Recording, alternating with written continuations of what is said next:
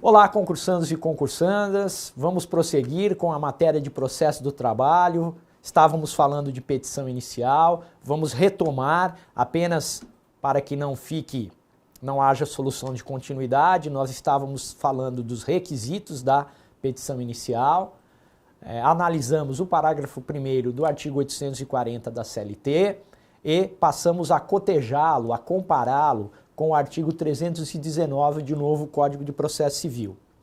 Pudemos analisar a correspondência entre o parágrafo 1º do 840 com os incisos 1, 2, 3 e 4 do artigo 319 do Código de Processo Civil.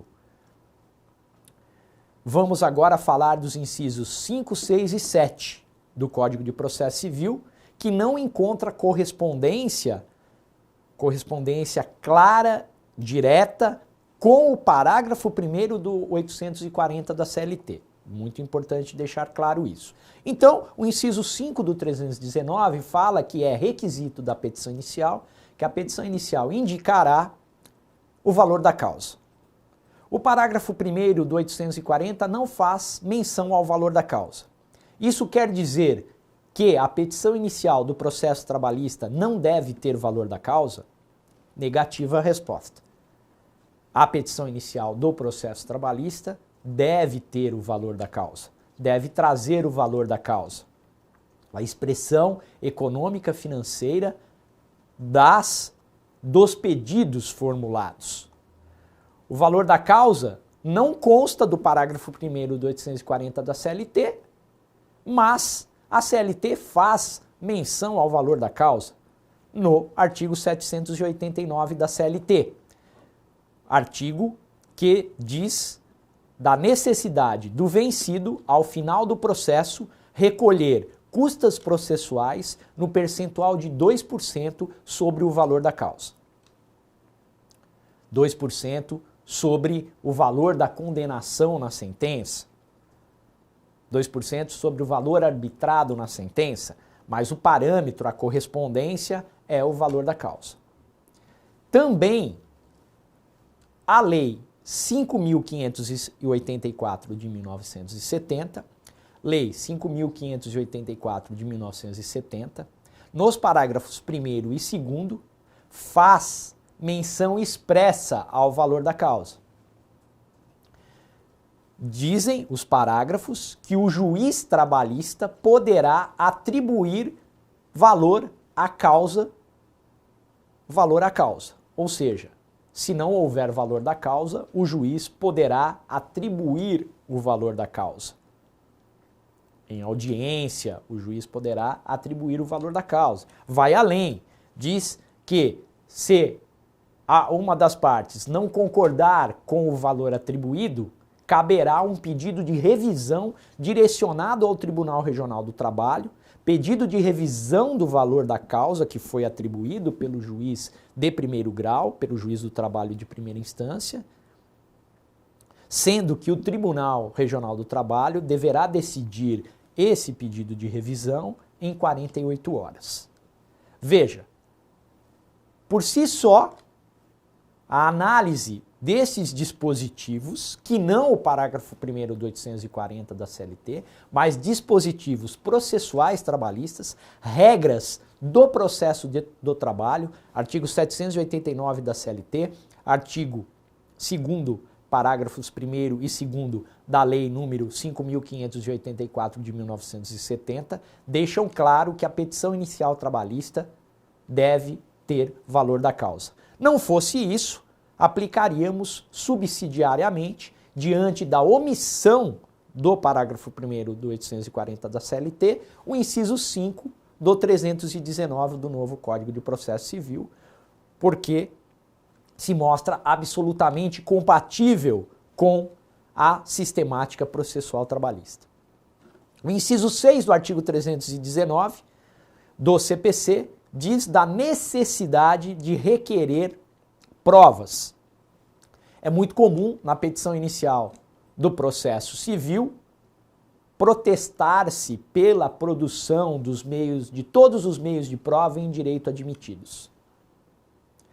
A pergunta é: necessário o requerimento de produção de provas na petição inicial trabalhista? Aqui a questão é um pouco mais controvertida. Porque o artigo 845 da CLT estabelecerá que as provas a serem produzidas pelas partes as provas serão produzidas em audiência.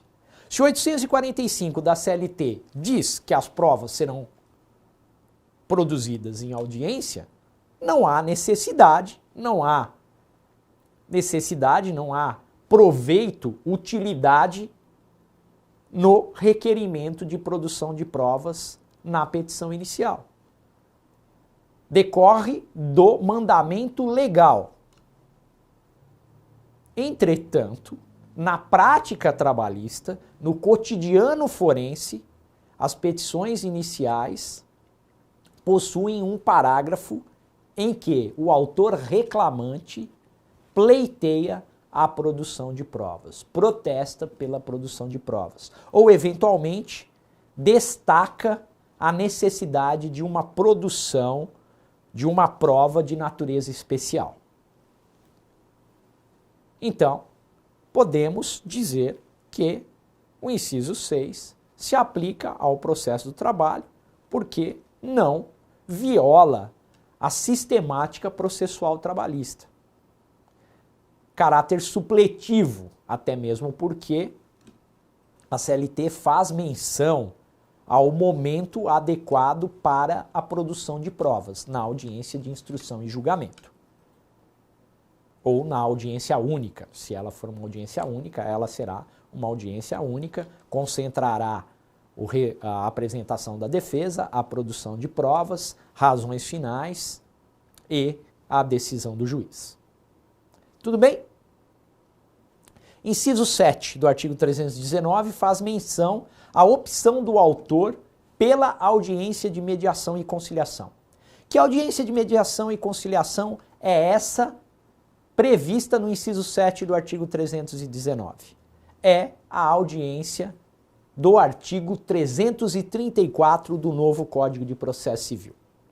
Essa audiência é uma novidade na ritualística, no procedimento do processo civil. O atual processo civil tem dois procedimentos. O procedimento comum ordinário, o procedimento comum e os procedimentos especiais. Não existe mais no processo civil atual a figura do procedimento sumário. O processo do trabalho, por sua vez, convive com o procedimento ordinário e sumaríssimo e também o procedimento sumário, que é aquele procedimento para causas de até 2 salários mínimos. Veja, essa audiência prévia de mediação e conciliação, ela só ocorrerá no processo civil, ou melhor, ela deixará de ocorrer se as duas partes, expressamente autor e réu, se recusarem a participarem da referida audiência. Trata-se de uma audiência prévia, uma audiência a ser conduzida por um conciliador ou por um mediador, ou seja, por figuras que não a figura do juiz. No processo trabalhista, não existe a previsão de uma audiência prévia. Nós temos a audiência única ou, se for necessário, uma audiência inicial e uma audiência de instrução e de julgamento. Então, nos parece, para a parte da doutrina, parece claro que o artigo 334 do novo Código de Processo Civil não se aplica ao processo trabalhista. Veja, a ideia do processo civil não é nova. No ano 2000, foi introduzido na CLT o artigo 625, letra D, as famosas comissões de conciliação prévia. O dispositivo previa a necessidade da parte levar o conflito à apreciação das comissões de conciliação prévia. Comissões de conciliação prévia instaladas em funcionamento no âmbito dos sindicatos, por um acerto entre sindicatos dos trabalhadores e dos empregadores. Era obrigatória. O dispositivo foi questionado no Supremo Tribunal Federal, em sede de ação direta de inconstitucionalidade, e o Supremo Tribunal Federal firmou o entendimento da inconstitucionalidade do caráter obrigatório das comissões de conciliação prévia.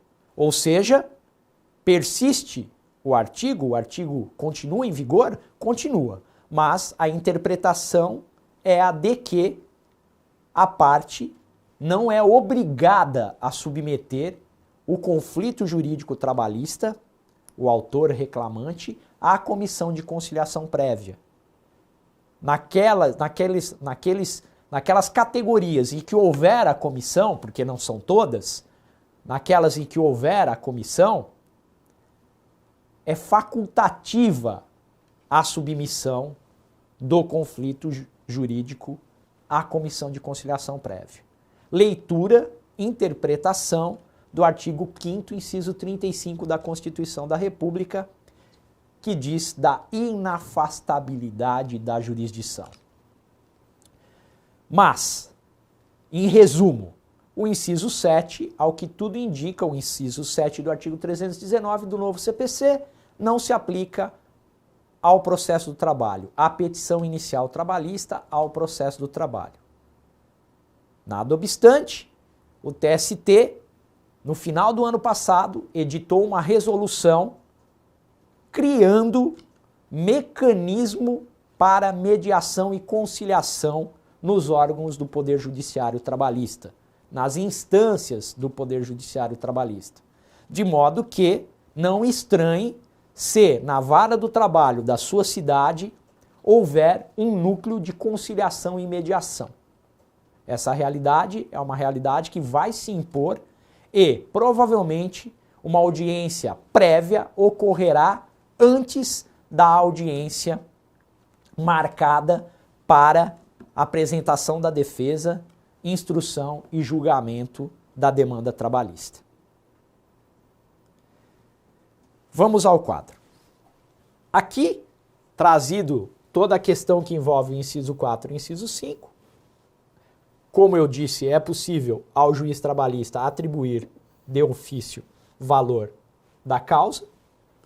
Artigo 2º, parágrafo 2º, parágrafos 1º e 2º da Lei 5584 de 70.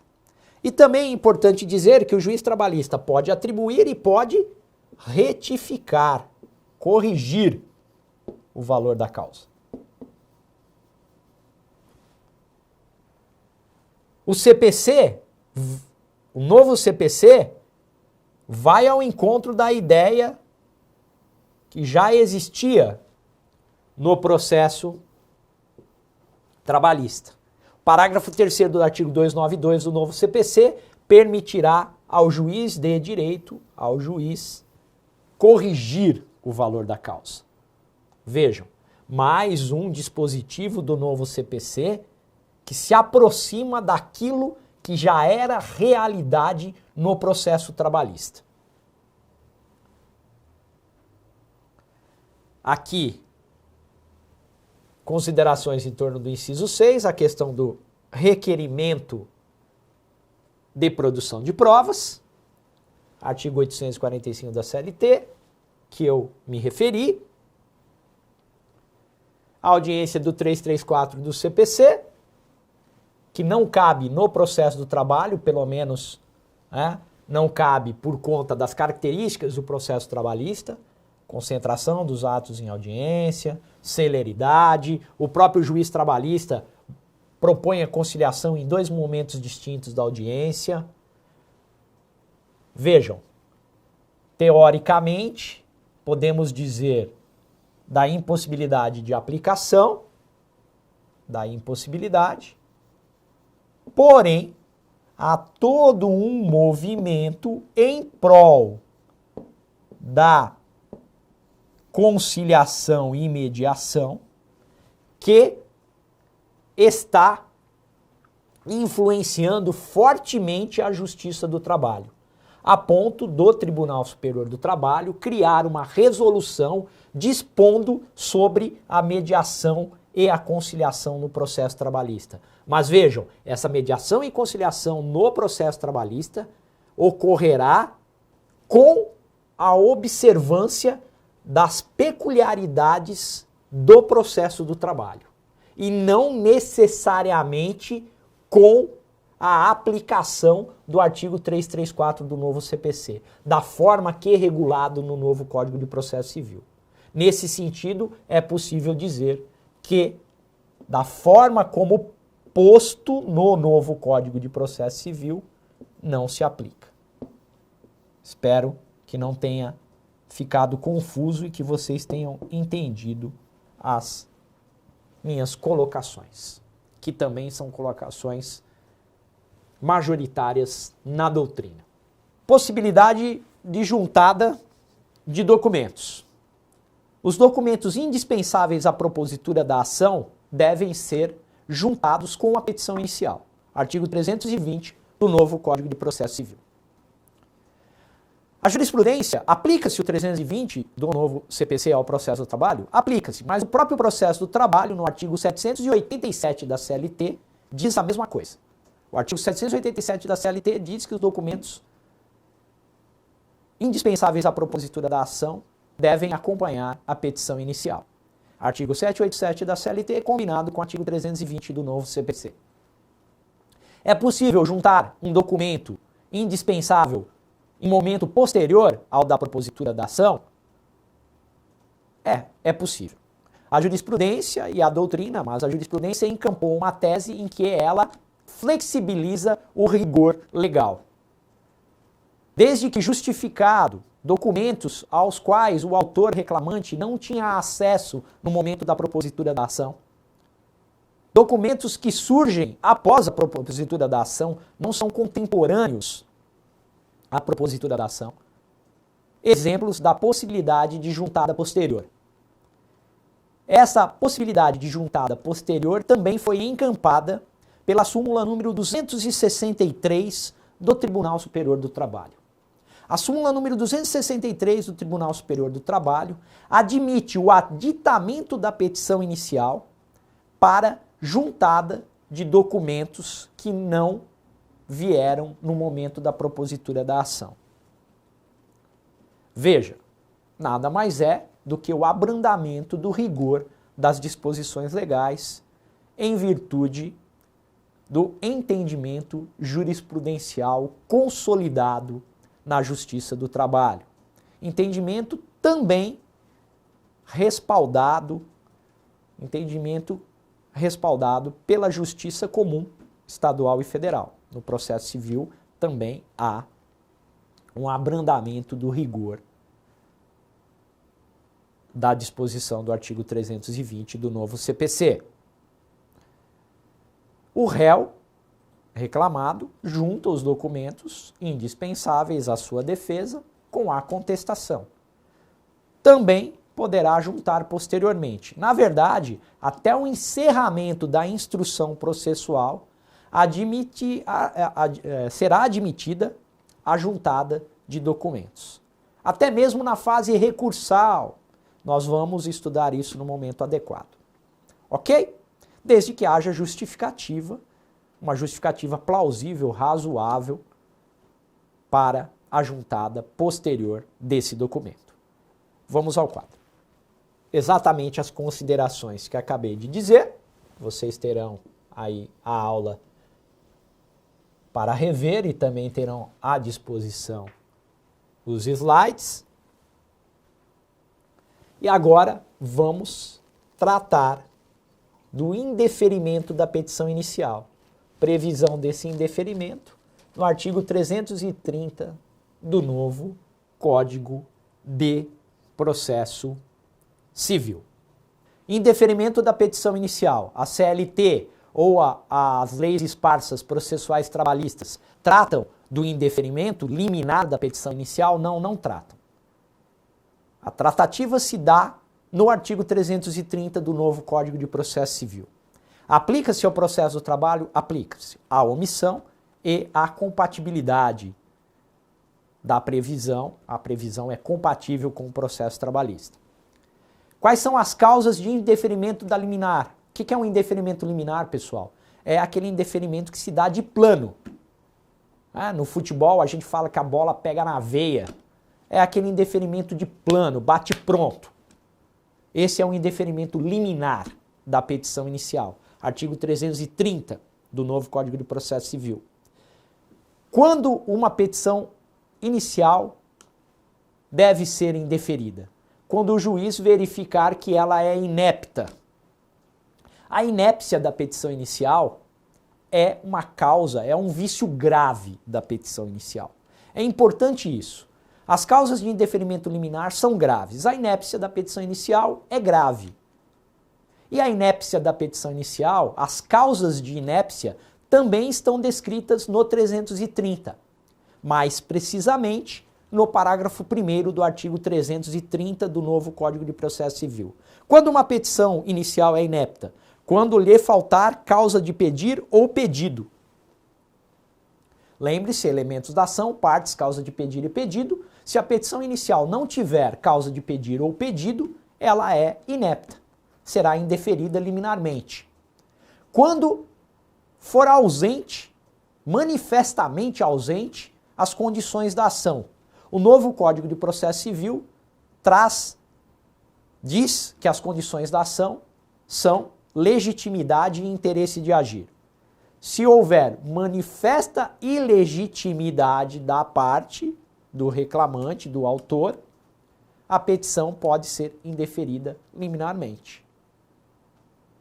Se estiver ausente o interesse de agir, binômio necessidade, adequação, necessidade da tutela jurisdicional, utilidade da tutela jurisdicional, postulada, pleiteada, ou inadequação da ação do meio escolhido para dedução da pretensão, a petição inicial será indeferida liminarmente. E a impossibilidade jurídica do pedido?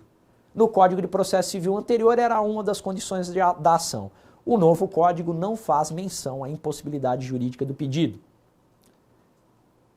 Processualistas de renome, entre eles Fred Didier, dizem que a impossibilidade jurídica do pedido não é condição da ação. E o silêncio do novo CPC é eloquente. São condições de ação, a legitimidade e o interesse de agir. Se faltar à petição inicial algum dos requisitos do 319 e se não for cumprido o 320 do novo CPC, também a petição inicial poderá ser indeferida liminarmente. Vejam, se aplica à petição inicial trabalhista. Se estiver ausente algum dos requisitos do parágrafo 1º do artigo 840 da CLT, ou daqueles incisos do 319 que se aplicam ao processo do trabalho, como acabamos de estudar, também poderá ser indeferida liminarmente a petição inicial. Ao quadro. Então, pessoal, exatamente o que eu acabei de dizer está posto nesse slide. Também há uma hipótese interessante que diz do advogado que advoga em causa própria. Se ele não declarar na petição inicial ou na contestação o endereço, o número de inscrição na Ordem dos Advogados do Brasil e o nome da sociedade de advogados da qual participa, caso ele seja membro de uma sociedade de advogados, também a petição inicial poderá ser indeferida liminarmente.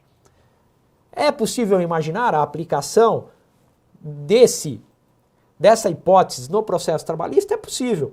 É possível. Um advogado empregado que advogar em causa própria, uma reclamação trabalhista individual típica decorrente da relação de emprego, é possível.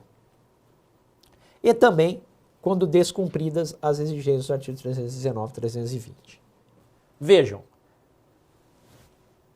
Súmula 263 do TST vai dizer da possibilidade de aplicação do 321 do novo CPC, que exatamente é a possibilidade de aditamento da petição inicial.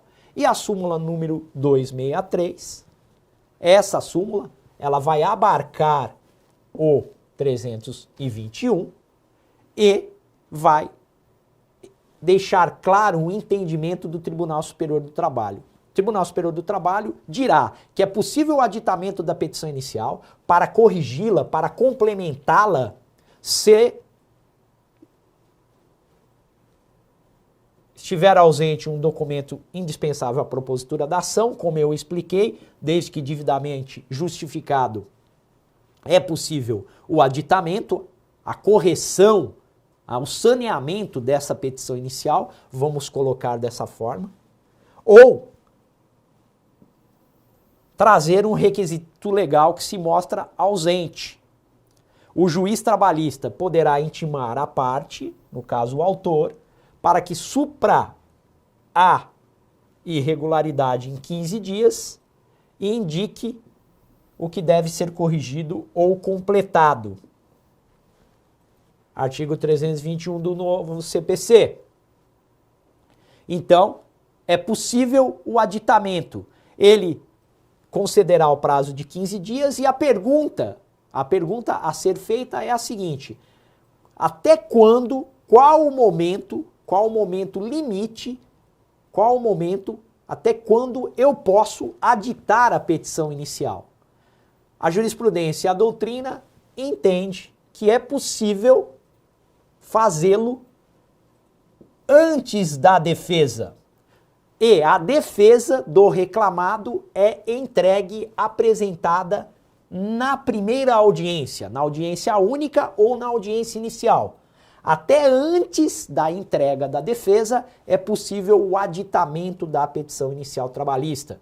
Processo do trabalho, o réu entrega à defesa em audiência, diferentemente do processo civil, que prevê o prazo de 15 dias para apresentação da contestação. Então, muito importante, a súmula 263 do TST, ela só impede o indeferimento nas causas, ela só impede o aditamento naquelas causas de indeferimento liminar previstas no artigo 330 do novo Código de Processo Civil. Continuemos aqui no quadro. Requisitos da petição inicial no procedimento sumaríssimo. Pessoal, é um plus. No procedimento sumaríssimo, além de tudo que já foi dito, não cabe pedido ilíquido. O pedido deve ser certo, aqui fala ou determinado. Na verdade, leia essa conjunção como e. E. A lei diz ou, mas é e determinado. Pedido certo e determinado que deverá trazer o valor correspondente. Não cabe citação por edital, portanto, ao autor cabe indicar o nome e o endereço do reclamado com exatidão, sob pena do indeferimento liminar da petição inicial. Indeferida liminarmente a petição inicial, extingue-se o processo sem julgamento de mérito, arquiva-se a reclamação com a condenação do autor reclamante ao pagamento de custas sobre o valor da causa. Sobre petição inicial, a aula trouxe os pontos mais importantes, mais recorrentes nas provas, em quaisquer níveis. Os pontos mais recorrentes, recomenda-se a leitura atenta da lei seca, das disposições que estão descritas nos slides, a leitura das súmulas referidas e, na próxima aula, daremos prosseguimento e vamos falar de audiência no processo do trabalho. Obrigado, até lá, conto com vocês.